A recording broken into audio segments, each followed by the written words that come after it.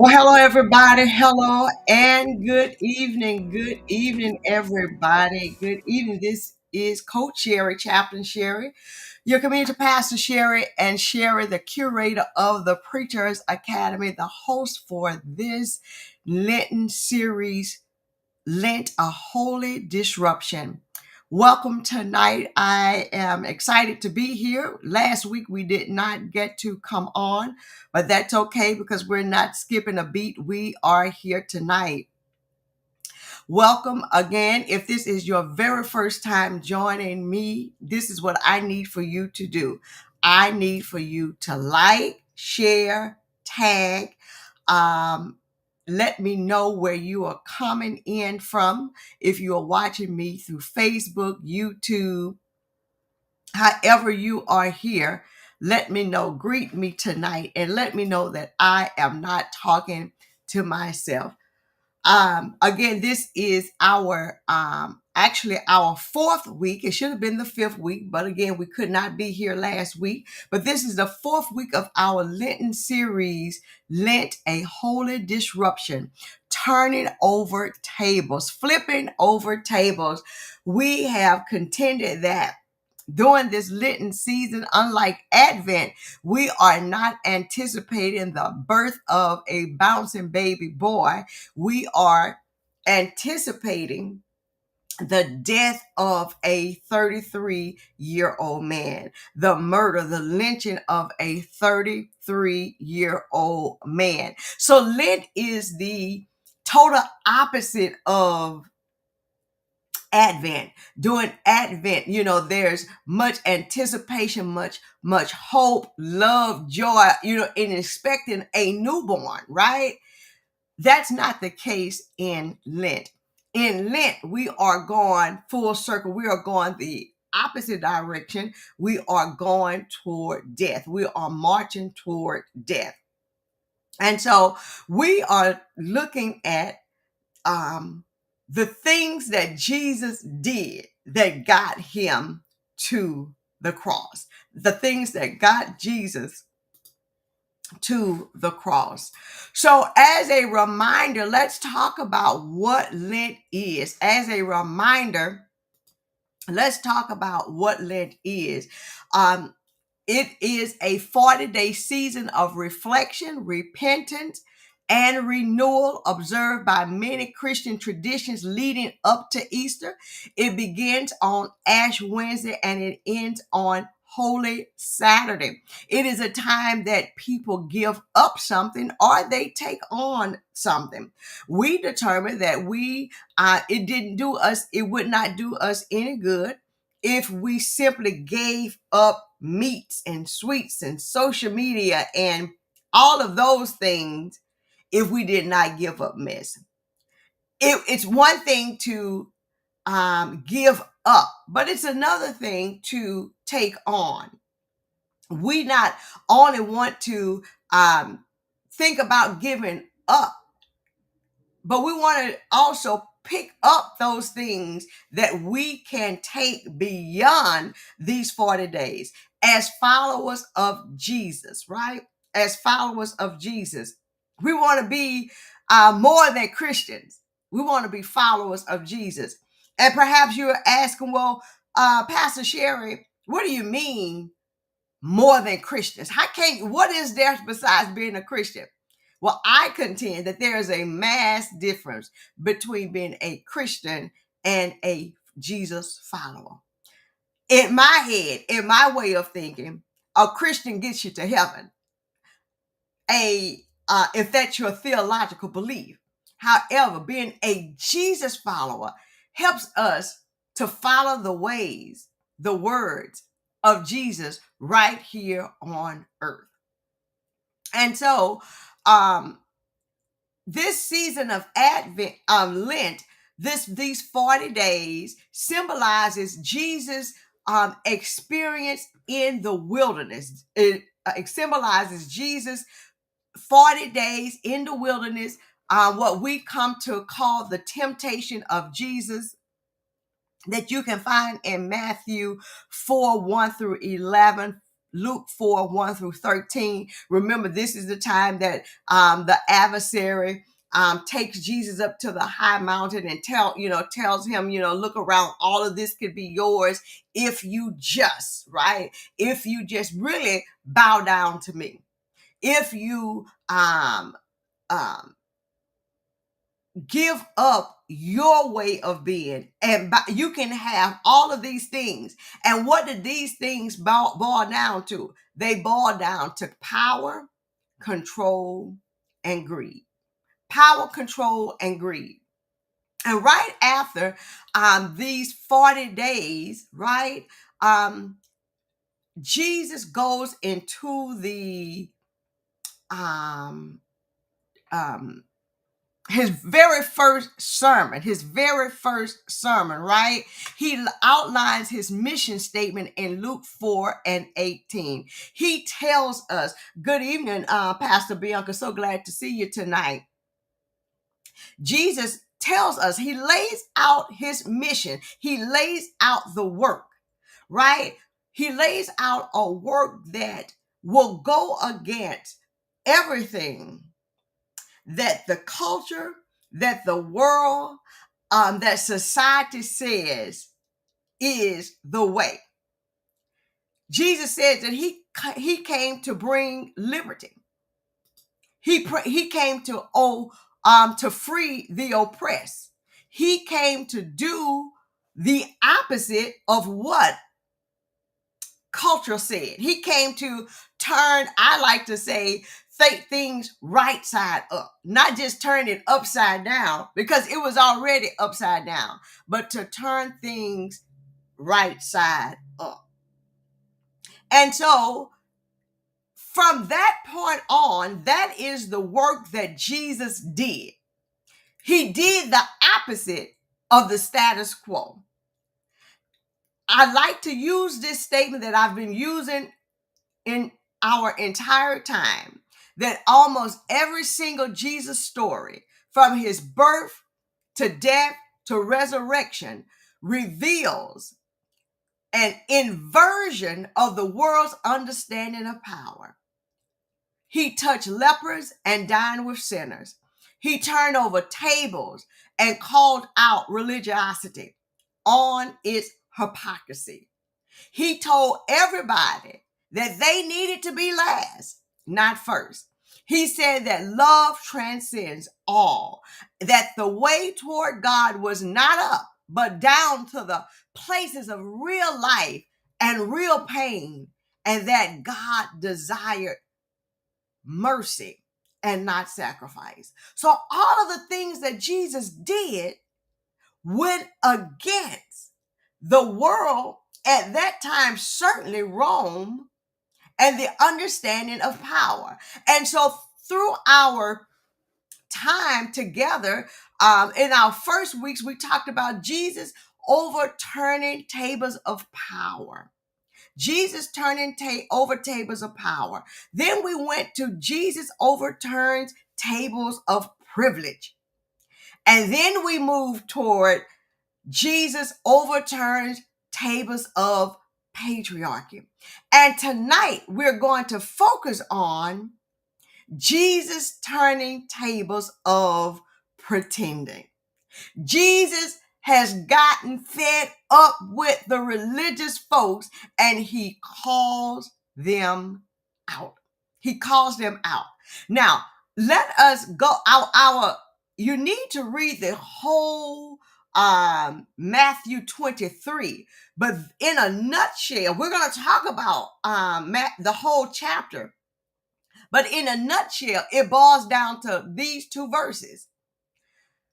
Then Jesus said to the crowds and to his disciples, the scribes and the Pharisees, let's keep these two groups of people in mind, right? The scribes and the Pharisees sit on Moses' seat. Therefore, do whatever they teach you and follow it, but do not do as they do, for they do not practice what they preach. Let's read that together again. That Jesus said to the crowds and to his disciples, the scribes and the Pharisees. So there's three sets of people: the disciples, those who follow Jesus, the scribes and the Pharisees sit on Moses' seat. Therefore, do whatever they teach you and follow it. But catch this, Jesus says, but do not do as they do, for they do not practice what they teach. Jesus has had enough. Jesus has had enough. So I want us to take a look at the historical and cultural background in which Jesus is doing this. He's talking to his disciples. And remember, Jesus is teaching his disciples not to act like those who do not follow him. I think that's something that we need to, if we say that we are Jesus followers, there should be things that we do that line up with the teachings of Jesus. And so tonight, I want you to grade your own paper. I want you to grade your paper and ask yourself, are you tired of your own self and whether or not your actions line up with the teachings of Jesus? So, in order for us to capture this, let us look at the historical and cultural background. And remember, if you followed me, context is queen, right? Context is queen.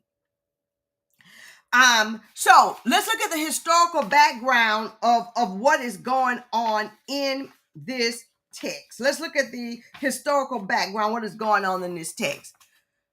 First of all, the power structure. We have to understand the power structure, right? The power structure is based on the scribes and the Pharisees. And we'll talk a little bit more about them. But we need to understand that these groups of people, these religious leaders, were gatekeepers. They were gatekeepers of religious knowledge, tradition, and spiritual authority. And so by the time Jesus comes along, many of them had stopped being spiritual guides to being enforcers. That's worth noting tonight.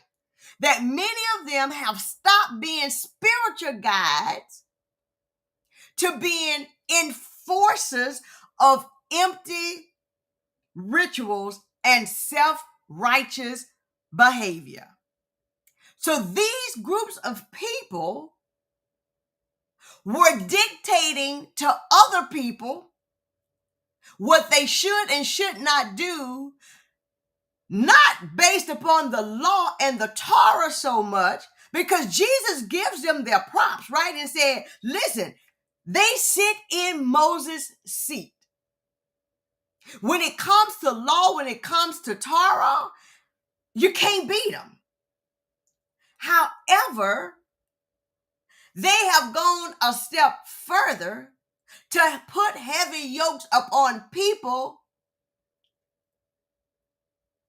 and to add things to the law that they can't even keep. And they don't keep. Do you know somebody like that?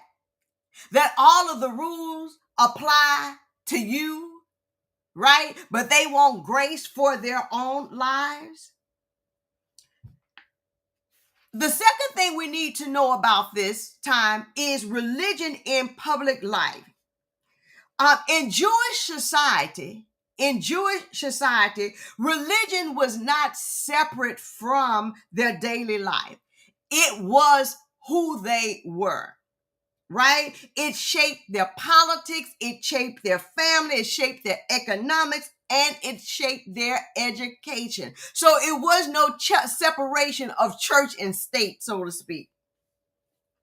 The temple in Jerusalem was not only the spiritual center, but it was the center of life. It was the cultural heart of the Jewish life. So just think about back in the day when the Black church was not only the religious center, but it was the fellowship center. It was the educational system. It was the economic system. It was everything happened in that space. So it is Jewish, with the temple, right? So there was no separation of church and state. Religious leaders weren't just spiritual figures, but they held social and religious clout. And here is where it went sour, that they often aligned with the Roman authorities to maintain control. Did you catch that? That the religious leaders had gotten in alignment with Rome in order to keep the Jewish people in control. I wish you can see the parallel that we have here today, that the religious leaders were now aligned with the government to control, to oppress the people.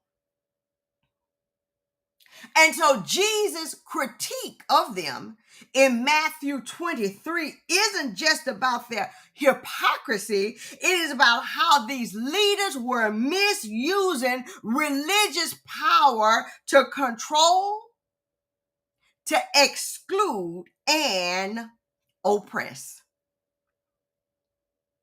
Jesus calls them out because they are using their religious power to control, to exclude, and oppress, which goes against, right? Which goes against the tenets of Jesus, right?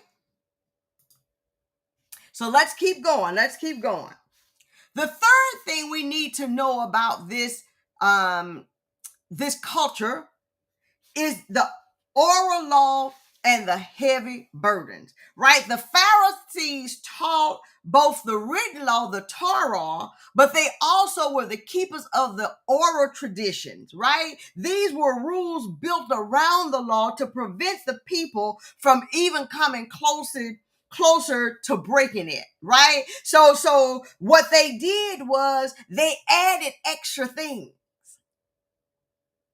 In a way, they were so tied to the law that they did extra things to the people so the people wouldn't break the law, right? And so what was happening is, instead of the law being something that guided their lives, it became a heavy burden. Did you hear that? Instead of the law being something to guide them in their relationship to God and their relationship to each other, by the time the religious folk got involved, the laws became burdens. People were expected to follow dozens of detailed rules for food, cleanliness, Sabbath keeping, and more. We're grading our own papers tonight. In what ways have you seen or have you done yourself that impose extra rules on people that the law or even, coming to church, so to speak, was not worth it anymore. Where you can sit, what you can wear, what you can eat. Everything is don't, right? And so these are the folk that Jesus calls out. The religious leaders. I'm not talking about Rome. This is the religious leaders, those who operated inside the temple, were enforcing extra rules, but they were not practicing. They were not doing it. They were not practicing what they preach. As Barry White said, you keep telling me this and telling me that, but here I am. Practice what you preach. They were they were more about these rules, and Jesus comes along and says, but you have missed the mark. You have missed what the heart of the law is, which is justice, mercy, and faithfulness. I don't care what you do. I don't care if you have never had a drink of alcohol in your life. I don't care if your dress is down to your knees and you are covered up to your nostrils. If you are not practicing justice, mercy, and faithfulness, it's dung. D-U-N-G. It is dung. You might as well go ahead on and because it's really absurd. If you're doing all these external things, but you are not doing what matters most. Because when you look at the mission of Jesus, it was about justice, mercy, and faithfulness. So Jesus calls out these, he flips the table. He turns over the table on the religious folk. Because here's number 4. They had a public image that they were trying to maintain, and they were in this honor and shame culture, right?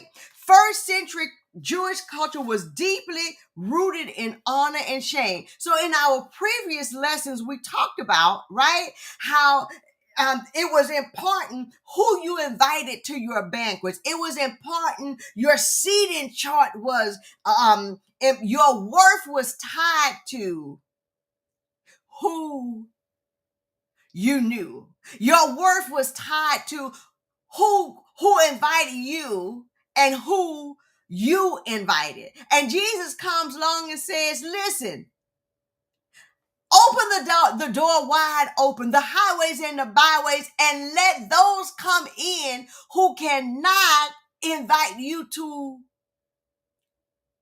something, right? Because the invitation was given with an expectation that you were invited. Jesus says, no, bring in everybody, even those who cannot repay it. He goes on to say that if you're at a banquet, don't go to the head table. You go and sit down. And if you belong there, let the host bring you up, because it is better to be axed up than to be taken down. This goes against all of these things. What Jesus is teaching goes against all of these things, because public recognition and titles and status were everything. And Jesus saw how this desire for honor was masking spiritual corruption. My God. I wish we could see the parallels. The parallels. Jesus goes against these things. And then the prophetic tradition. Jesus places himself in the traditions of the Hebrew prophets who often called out religious and political leaders for injustice and idolatry, like Isaiah, Jeremiah, and Amos. So Jesus acts as a prophet, and I know everybody is a prophet today. Everybody is a prophet today, but it is so far away from the work that Jeremiah did, the work that Amos did, the work that Isaiah did, and the work that Jesus did, which is to call out systems and practices that oppress the least, the last, and the lost. Wasn't about telling you what you were going to get in the mail. It wasn't about telling you that you were, going to get a job, that you can, I see a car in your future. No. But the prophetic tradition of Jesus and the prophets like Jeremiah and Amos, Isaiah and Micah was to call out injustice, to call out oppression, to call out those things that harmed the marginalized.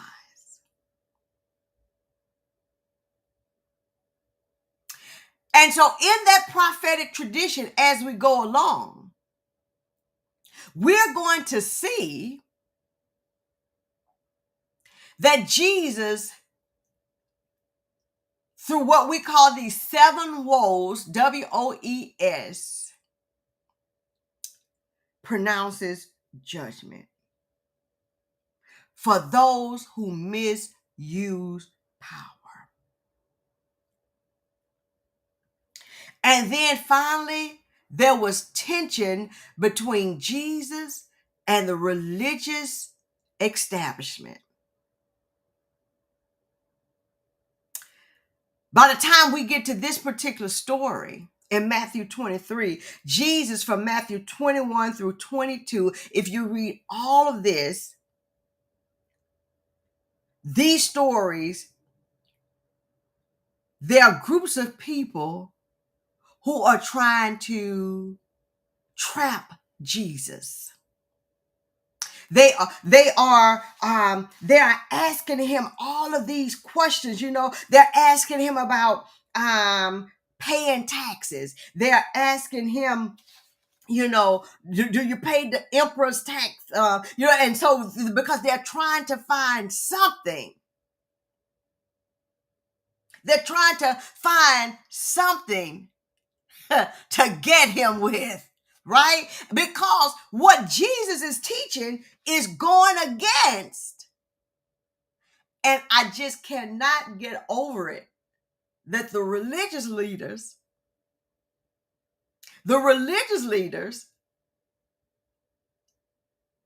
are working with Rome to do the dirty work. So in this historical context and this cultural context, Jesus is not just rebuking bad behavior, he's exposing a corrupt system that looks holy on the outside, but spiritually bankrupt on the inside. Jesus is calling them out. Think about just yesterday, since a Cory Booker ended 25 hours or more of calling out corrupt systems and practices. So this is what Jesus is up against. And he has the audacity to flip over tables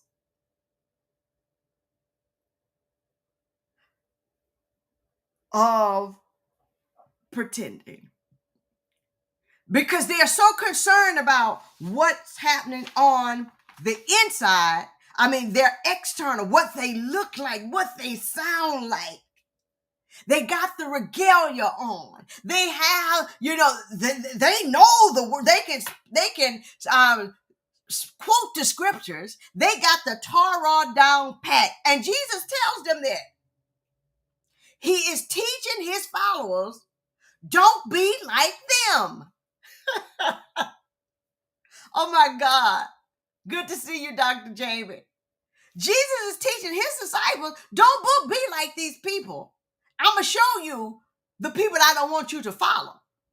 Those who know the law, but then they use the law and they add heavy burdens on people, and then they are not even able themselves.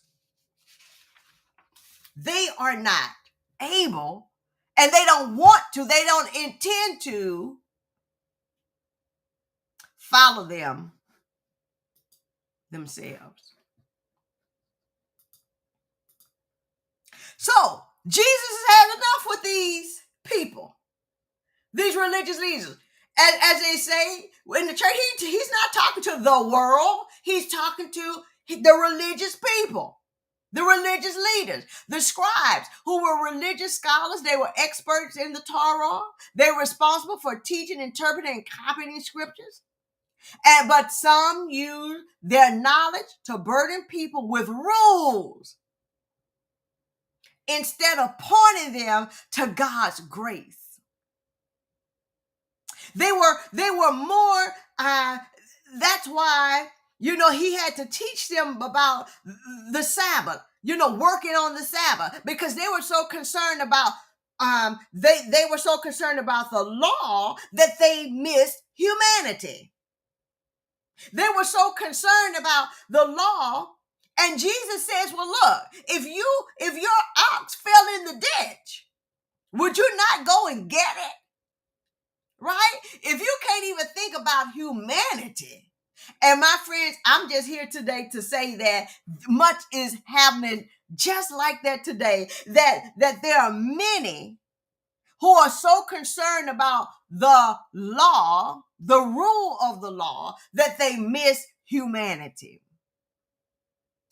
In no shape, form, or fashion did Jesus say the law was the problem.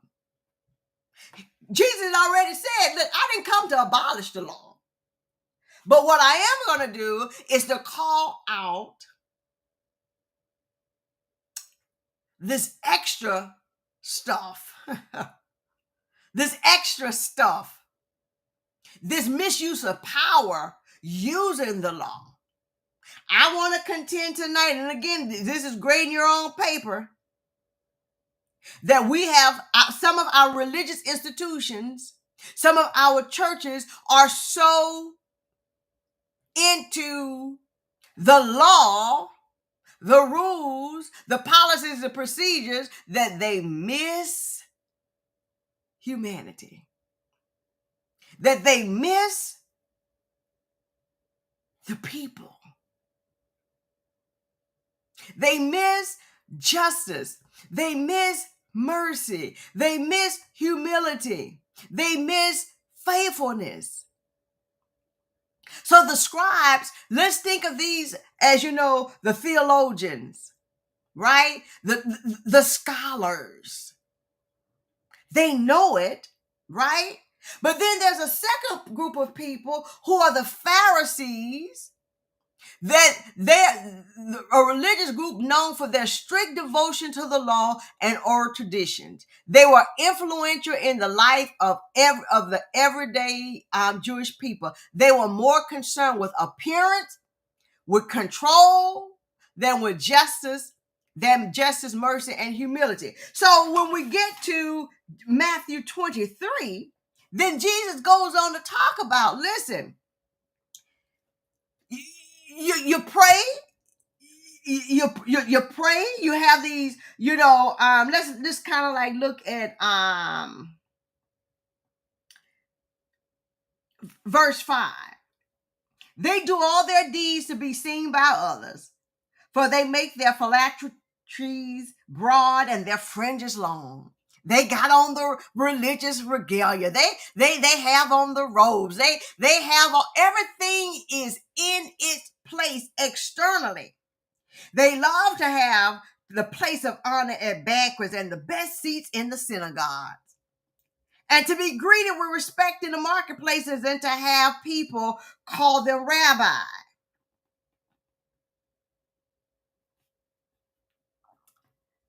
They want to be seen. The external, they've got it because they were more concerned in the looks of it, right? The looks of holiness, right? And I just have this picture, the looks of holiness that for women especially, right? That no makeup, right? No pants, hair, and all of these things, and they call this holiness.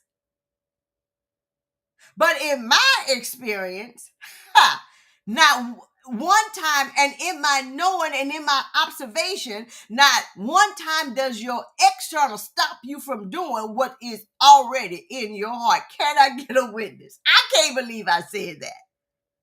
Because the external is not what signifies whether you are holy or not. Jesus comes to disrupt this way of thinking. He comes to disrupt this way of thinking. So, again, why was Jesus calling them out? They were not practicing what they preached. They were not practicing. Jesus is telling his disciples, those who have chosen to follow him, because there were lots of rabbis, there were lots of teachers. And Jesus said, those who follow me, don't do what these other ones are doing, because they do not practice what they preach. They love titles and power more than service. My God. Everybody has a title. It is not good enough just to be preacher. It has to be apostle. It has to be bishop, archbishop, all of these titles, which have their place. But when we become to love the titles more than service, we have gotten away from the ways of Jesus. They neglected justice and mercy and faithfulness. They neglected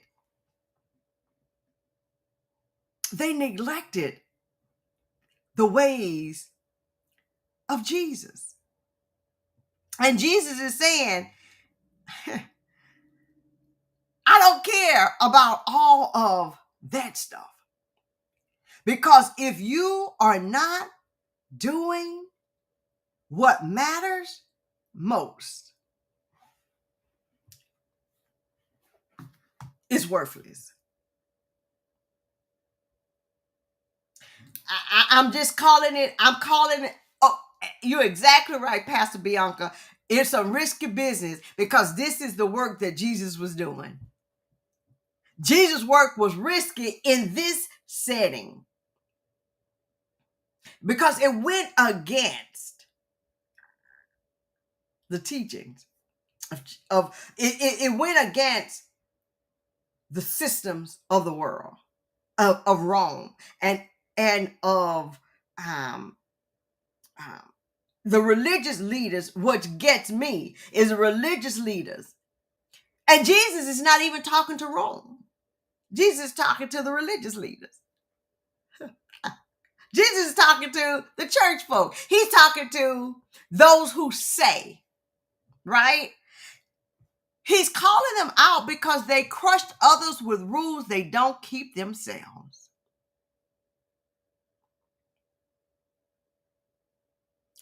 And they silence the prophetic voices and truth tellers. Again, we're grading our own papers. I'm just calling a thing tonight. And everybody can grade their own papers, right? We can grade our own papers tonight. If you're Jesus followers, these are the tables we ought to be flipping over and not engaging in.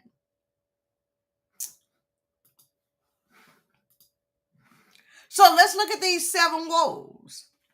Let's look at these 7 things that Jesus woe. And so a woe is a strong prophetic warning, right? A strong prophetic warning.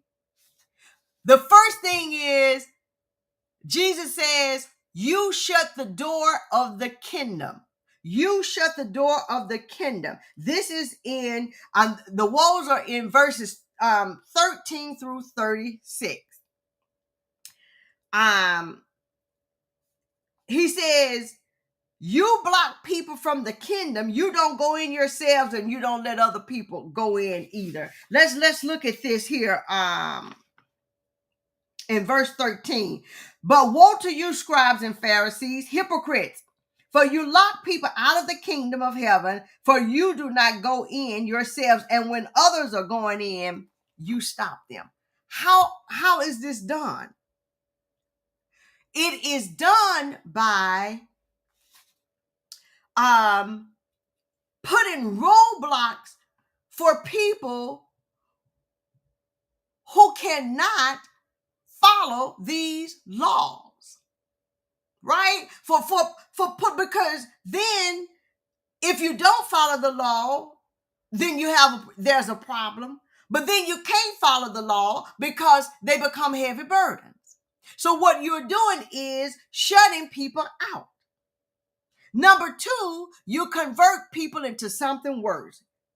You work hard to bring people in,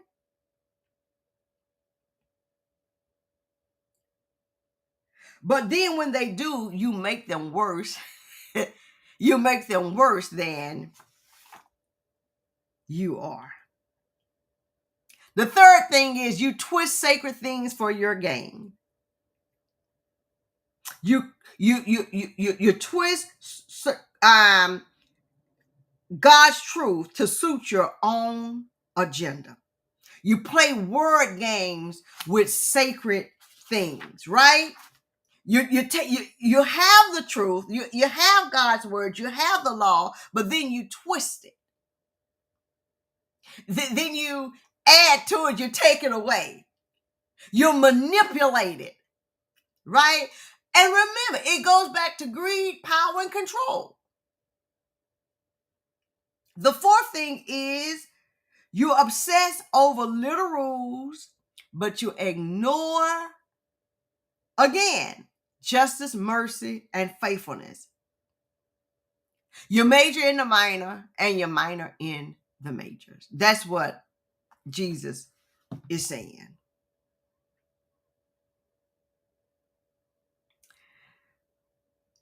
You look clean on the outside, but you're full of greed. You look clean on the outside. So when we go to, let's see where that verse is.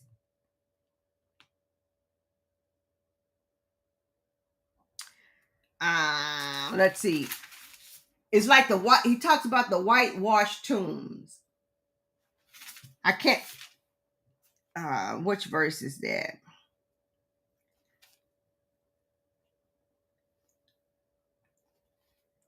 I can't see which one that is, but he talks about, you're like what you look clean on the outside, like a pretty little dainty saucer and cup. It's clean on the outside, it's pretty on the outside, but on the inside it's dirty, right? And then he says like whitewashed tomb. So down here in New Orleans, where I am, um the graves, the monuments, everything is above ground where you can see, right? And so some of them are elaborate. Some of them are elaborate, painted, go whatever. But still on the inside is death. It is dirt. And Jesus says, as a hypocrite, you're like a whitewashed tomb. On the outside is everything is painted up nice, but on the inside it's dirt. And he says, "Woe to you!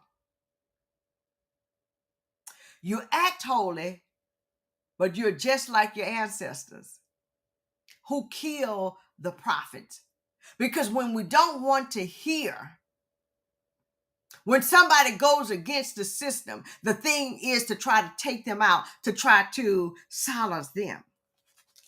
And Jesus calls them out. He flips the table and tells his disciples, this is not who we are.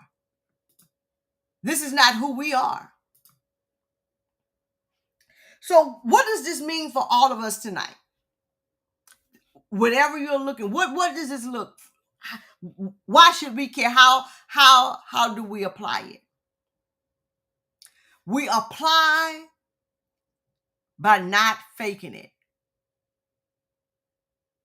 to live it, to practice what we preach, because integrity matters. Integrity matters. The second thing is justice, mercy, truth matter most to Jesus. Justice, mercy, and truth. Looking holy means nothing if your heart is toxic. Jesus stands against performative religion. So what is performative religion? Doing all the things, knowing all the words, wearing all the clothes, looking, as they say, preaching the horns of a billy goat, singing until, right? Whatever it is, doing all of the things. And Jesus says, that's not authentic faith. How you treat my people, how you treat humanity is what matters. Love God and love your neighbor as yourself. My friends, that is the cross. Love God and love your neighbor as yourself. These are the things that matters most to Jesus. And so, as we continue on this Lenten journey, remember what matters most. If you have chosen to give up candy, social media, meat, whatever you've chosen to give up, if you are still steeped in toxic, performative religion, go ahead on. Pastor Sherry is saying, go ahead on and eat your candy. Go ahead on and eat your meat. Go ahead on and drink your alcohol. Whatever you've given up, go ahead on and do it. Because you have missed what matters most. My friends, that's all that I have for tonight. As we are headed toward Calvary, when Jesus makes these stops, the people are getting they're making their case. Rome, they're making its case. And it's going to be the religious leaders who plays a part in it, because Jesus is disrupting what they got going on. Listen, y'all be blessed, and I will see us next week at this time in our Lenten season, Holy Disruption, flipping the tables.